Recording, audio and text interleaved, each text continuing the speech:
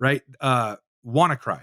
It was back in 2017, I think. Back in 2017, No, uh, Wan- it was longer than WannaCry. that, I think, wasn't it? I think Or maybe it well, the wasn't. WannaCry ransomware attack, right? It Yeah, caused yeah, millions right. in damages because it infected thousands of computers worldwide, and it used this exploit called Eternal Blue, I believe. But the problem is that when it started to get exploited, and when the majority of computers were already infected, Microsoft had a patch for that specific vulnerability out for a few months. So it was nothing new, and everybody that got infected it was due to the fact that they hadn't updated their security patches, or they hadn't installed the up to date security patches. You know, it's funny. It's funny about Eternal Blue. That was, and I'll use the keyword allegedly, was part of the cyber weapons tool set that was leaked from NSA. I wrote an article about it as soon as that stuff hit the dark web, and everybody in the vulnerability management community all scrambled to figure out the countermeasure for those tools. But all of that ultimately came from another human error, and or not a human error, rather a human malicious actor, but an inside threat, which is a human factor. Someone within the organization who was trusted, who shouldn't have been trusted, leaking information out, and ultimately, dumping a treasure trove of advanced cyber weapons right into the domain where regular script kiddies and hackers that really don't have the sort of skill to engineer something like that could still do the same kind of malicious attack. But once the cat's That out of the only bag, it's in the out of the past. bag, right?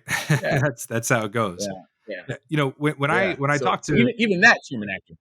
right, yeah, and when I talk to my clients, I think one of the things I like to address with them, especially when we talk insider threat, a lot of times what I hear from clients, especially like those that are in higher level management, um, is, well, if they're going to break into this place with a gun, we're going to have bigger problems, right? That's what their mind goes to when they think insider threat, and I think that there's a large misconception out there, especially among those that are in management positions, because that's who I've heard it most from.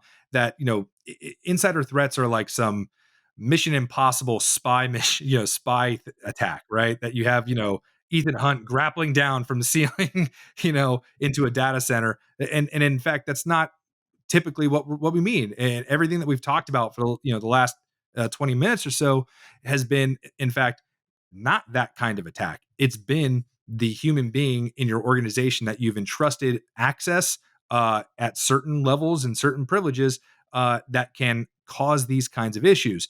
And I think turning away from that and focusing on these advanced persistent threats, I think that's important, of course, for a lot of organizations, especially ones that are dealing with governmental agencies or the military, DoD. But for companies and organizations that are in the private sector, APTs are important to consider. But in fact, as we've just talked about, yeah, you're going to have hackers that are going to try to exploit people, whether it be through technological means or social engineering or whatever kind of attack. But at the end of the day, your insider threat is the people that you hire and the people that you entrust with the use of your system every single day. That gets overlooked all too often.